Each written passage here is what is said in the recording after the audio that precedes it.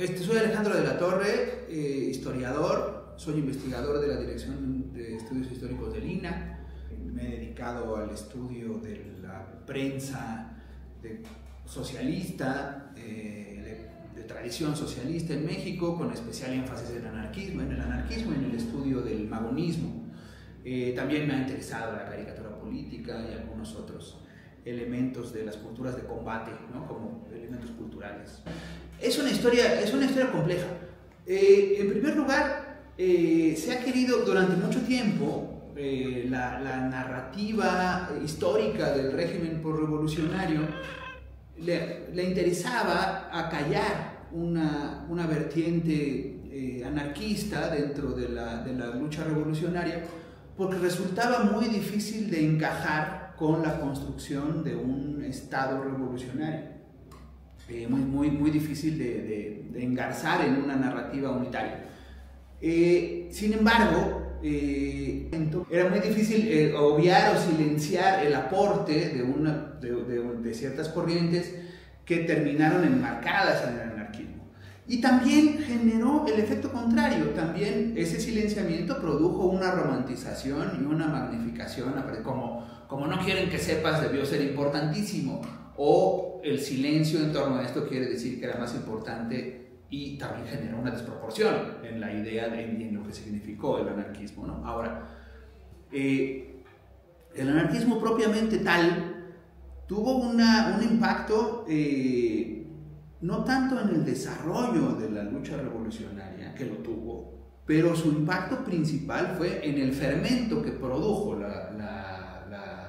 el alzamiento revolucionario. El anarquismo, en tanto filosofía política y digamos marco ideológico que postula la abolición del Estado, la transformación de la sociedad a partir de una revolución social que permitiera la abolición de la autoridad y instituir una vida comunitaria con lazos horizontales, etc., una sociedad antijerárquica. Toda esa filosofía política sirvió para canalizar formas de descontento, que si bien no necesariamente había como un apego ideológico a las obras de Bakunin y Kropotkin y las obras teóricas del anarquismo, sí permitieron canalizar vieron que grupos sociales como campesinos despojados, trabajadores migrantes, intelectuales desclasados, etcétera, vieran en el anarquismo una posibilidad, una manera de reflejar su descontento frente a un régimen autoritario como el régimen porfiriano. Entonces contribuyó a un caldo de cultivo del descontento social, que se combinó con otras formas de descontento, con formas de lucha política democrática, como la que instauró, o la meta principal de la Revolución Mexicana, ¿no? Todo el descontento político que produjo el alzamiento de Madero, del antireeleccionismo, el sufragio efectivo, no reelección y demás, no hubiera tenido el impacto que tuvo si no se hubiera montado sobre este descontento generalizado, ¿no? Un descontento generalizado que movilizaba aspiraciones de transformación mucho más profundas que la sola transformación política, ¿no? Y por supuesto, genera la narrativa de la historia de la Revolución Mexicana, genera está pensada como en figuras de bronce, ¿no? Y se requería domesticar una figura como la de Ricardo Flores Magón, ¿no? Que es una figura compleja, que sufre una trayectoria de radicalización, y se busca de alguna manera domesticarlo, limarle sus filos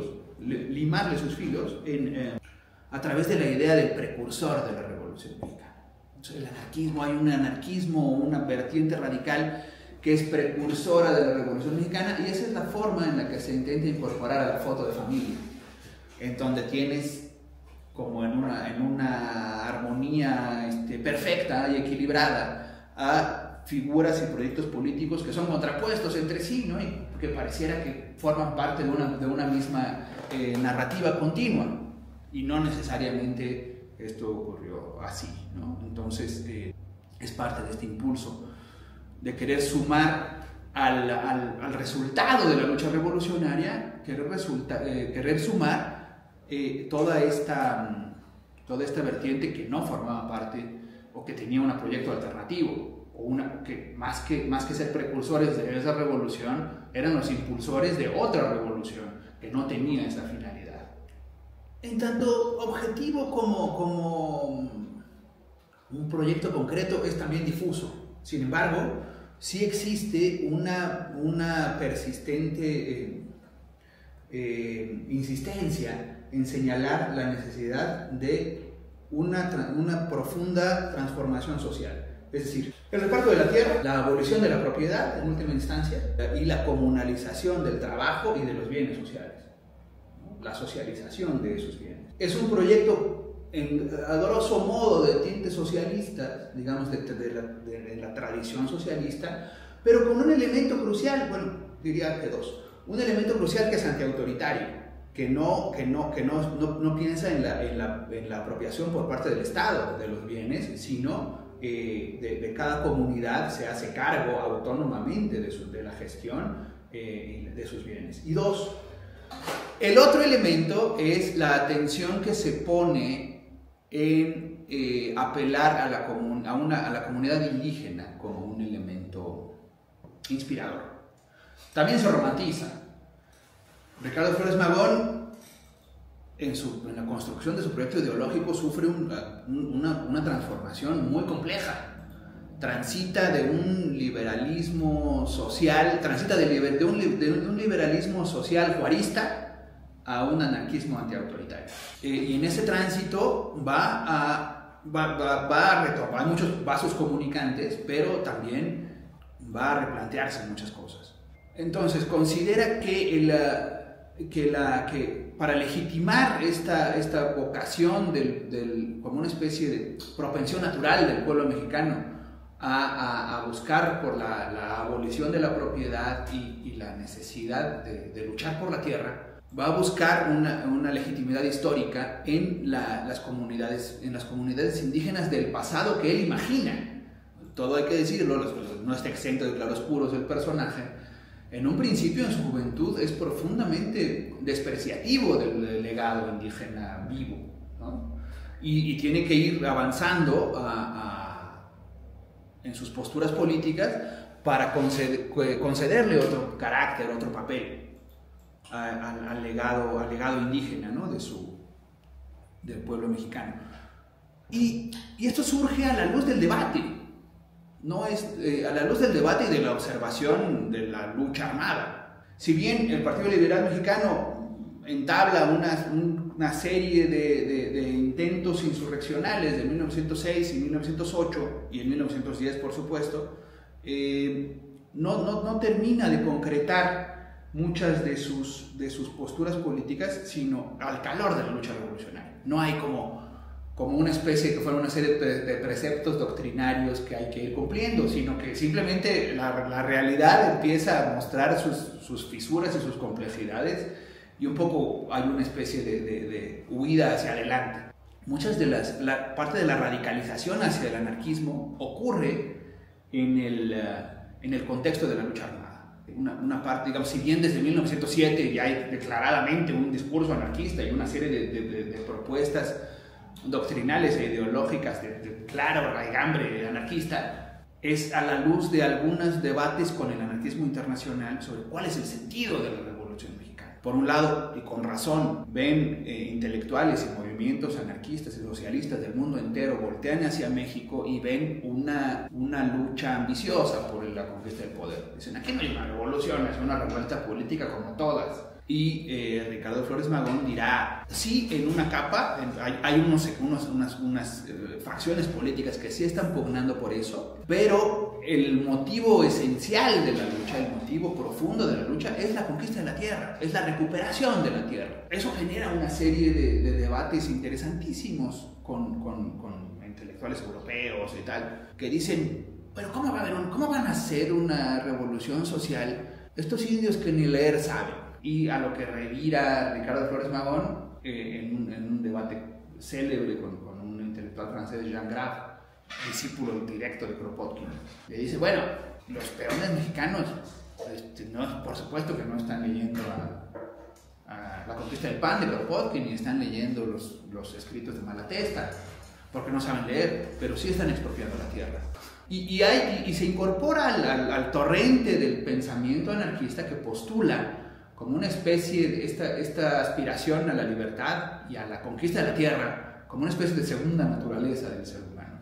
O sea, hay una parte instintiva, hay una especie de anarquismo instintivo en todos los pueblos, en esa aspiración de justicia y de posesión, de apropiación de la tierra para colectivizarla, como una especie de segunda naturaleza, no solo de las revoluciones, sino de la humanidad.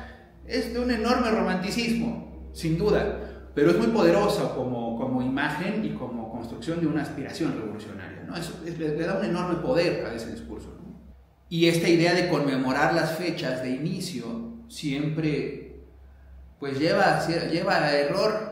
Es bien importante notar cómo el calendario, la narrativa histórica del Estado mexicano, de la historia mexicana, descansa en fechas de inicio y nunca está claro cuándo terminan las cosas, ¿no? Y para el Estado revolucionario fue muy útil porque les permitió seguirse llamándose revolucionarios hasta Díaz Ordaz, ¿no? ¿No? Fue de una enorme... No, la revolución no, aquí sí, por nosotros sigue, ¿no? Y todavía con hasta Carlos Salinas había un cierto sesgo en ese sentido, ¿no? De la revolución que no se termina nunca. Pero sí, efectivamente es hacia la década del 20 que se cierra, digamos, un periodo de lucha armada. Y el papel, digamos, el Partido Liberal Mexicano, cuya figura descollante era Flores Magón, pero como bien dices, no solo, es toda una generación descontenta con el régimen porfiriano, y una generación además enormemente talentosa en términos periodísticos, en términos comunicativos, tenían una capacidad periodística enorme, ¿no? Juan Saravia, Librado Rivera, Santiago de la Hoz, y además un personaje que es luminosísimo, Práxedes Guerrero, ¿no? Poeta revolucionario que muere en combate, tiene todas las virtudes del héroe trágico, ¿no? Todas estas figuras que son fundamentales para minar la legitimidad de la dictadura. Tal parece que el 20 de noviembre convoca a una insurrección antirreeleccionista, Francisco I. Madero, todos los sólidos se desvanecen en el aire, ¿no? Y parece que el régimen se derrumba convoca en noviembre, y en mayo siguiente, Porfirio Díaz está firmando la rendición. Un régimen que parecía poderosísimo, imbatible, tremendamente sólido, se derrumba de la nada. Además con una batalla en Ciudad Juárez, ¿no? Lejísimos del centro neurálgico del poder, ¿no? Y se explica ese derrumbe por la labor de deslegitimación que se libró desde el Partido Liberal Mexicano, ¿no? Para deslegitimar en términos de autoritarismo político, de pacto con el clero. La denuncia de la esclavitud se vuelve fundamental, de la esclavitud en tanto figura jurídica no reconocida, digamos, la guerra del yaqui, la guerra de exterminio de los pueblos en el norte, y el tráfico de esclavos para las plantaciones enecaneras en Yucatán, se vuelve uno de los elementos que le dan contenido social a un proyecto que hasta entonces era solo político, en 1903, 1904, y se vuelve crucial ese tipo de denuncias que los obliga a ir al exilio, etc. Y van a organizar desde la clandestinidad en los Estados Unidos, van a organizar un par, como decía, un par de intentos insurreccionales armados, tomar Ciudad Juárez y otras poblaciones de la frontera, que fracasan estrepitosamente por infiltración policial y muchas veces por ingenuidad profunda y falta de conocimiento, digamos, y poco a poco van aprendiendo de sus errores, y cada fracaso es un poco mejor que el siguiente. Pero, digamos, ya en la ola revolucionaria, para cuando Madero convoca a una lucha armada en defensa del voto y de la no reelección, etc., pues todas las columnas de guerrilleros liberales tienen ya pues una experiencia importantísima, que no tienen los otros, ¿no? Que no tienen los maderistas. Son bastante curtidos, lagartijas muy peñasqueadas, como dicen, ¿no? Para ese momento. Y van a sumarse con su propio proyecto político, van a sumarse a la lucha armada. Y tendrá, digamos, su corolario en términos de la importancia como militar, digamos, o en términos de lucha armada, el magonismo y el Partido Liberal Mexicano en la campaña de Baja California de 1911, donde es una campaña internacionalista, participan militantes y soldados guerrilleros de distintas nacionalidades, italianos, norteamericanos, indios, de distintas etnias, que no reconocen nacionalidad, digamos, indios Jucapás, ¿no? Que de todas esas zonas del norte, que se van a sumar. Y pierde en 1911 con el triunfo del maderismo. En 1911 va a ir perdiendo importancia en términos militares, porque el triunfo de Madero pues va a desmovilizar muchas de las demandas, ¿no? Entonces algunos antiguos militantes del Partido Liberal Mexicano se van a sumar al bando victorioso, que tenía un enemigo común en la dictadura de Porfirio Díaz. Se suman a ello. Siempre las victorias de las causas progresistas contribuyen a la desmovilización, y es uno de sus principales defectos. En general, las luchas de las izquierdas viven más cómodas en la derrota que en la victoria, porque la victoria produce eso, ¿no? Una desmovilización, una fragmentación de esfuerzos. Van a reconfigurar buena parte de la lucha, y sobre todo en términos de propaganda. Se van a diseminar muchos de estos luchadores revolucionarios, guerrilleros, en otras facciones revolucionarias, y ya no va a ser, digamos, la consigna o la estrategia que columnas del PLM tomen determinados pueblos, sino que se infiltren y que inoculen la propaganda en los ejércitos villistas, de Pascual Orozco, de Madero mismo, ¿no? Y que un poco hacer labor de zapa desde abajo y llama incluso a que fusilen a sus propios jefes, ¿no? Y a que si los jefes no están dispuestos a expropiar la tierra, lo hagan ellos mismos, ¿no? Creo que la importancia que tiene el anarquismo en tanto filosofía política en la Revolución Mexicana es la importancia que tiene el anarquismo en todas las otras luchas sociales. ¿Qué significa esto?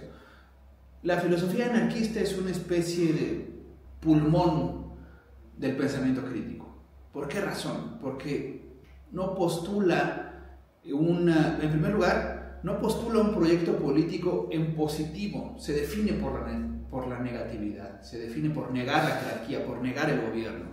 Y en esa medida, eso le permite no tener fin. Es decir, siempre se puede avanzar en la lucha revolucionaria. Ese es y aboliendo toda forma de autoridad, aboliendo las relaciones jerárquicas, peleando contra el patriarcado. Cualquier enemigo jerárquico que le opongas al anarquismo, lo va a combatir. Y siempre tiene elementos para combatirlo. Y esa posibilidad de un combate permanente le da una fuerza enorme. Y fue lo que le permitió en la Revolución Mexicana, le permitió a muchos sectores sociales identificarse con un pensamiento que tenía esa fuerza y esa proyección. Porque lo encarnaban sujetos a las que la autoridad municipal, del hacendado, del gobernador, no los representaba y les significaba formas opresivas, del cura, del jefe político, del capitán de rurales. Todos esos le resultaban fuerzas opresivas y encontraron en el anarquismo una forma. Y más todavía en el caso del magonismo. Se van a los Estados Unidos, donde los secunda un segmento amplísimo de mexicanos en los Estados Unidos que no podían vivir aquí y que allá eran despreciados. Una población de estas características pues no puede creer en el Estado Nacional. Claro, dice, aquí hay una democracia ejemplar y allá una dictadura horrenda, y en los dos lados nos va igual. Quiere decir que no hay gobierno mejor que otro. Y esa enseñanza es valiosísima para mantener una lumbre rebelde frente a las jerarquías y las formas de gobierno, ¿no? Y creo que esa es una especie de reservorio moral y de energía que tiene el anarquismo en tanto fuerza sí, de fuerza motriz de las luchas sociales, ¿no? Tiene ese aliento crítico invencible en cierta medida, ¿no? El anarquismo tiene también un montón de manifestaciones, a veces a través de la lucha insurreccional, en un tiempo apeló al atentado y al magnicidio, pero es la lucha en las barricadas, pero es sobre todo, y esto es un poco anticlimático para muchos jóvenes, el anarquismo es sobre todo organización y cultura, organización para la resistencia y conectarse con tejer redes de solidaridades. El anarquismo es sobre todo solidaridad, y la fuerza solidaria es uno de los tejidos que lo impulsan, es como la malla en la que se apoya para saltar. Si no hay ese tejido de solidaridad, se va hasta el fondo, ¿no? Y se pierde en la nada. Y el anarquismo también hizo muchísimo énfasis en la cultura como forma de liberación. Instrúyete, lee, investiga, piensa independientemente, prepénate el conocimiento ahí donde haya, ¿no? Y eso te ayudará a emanciparte, ¿no? En cierta medida es heredero de la ilustración, del pensamiento ilustrado, que ve en la adquisición de conocimientos una vía de liberación. Sí, bueno, es una de sus fuerzas también.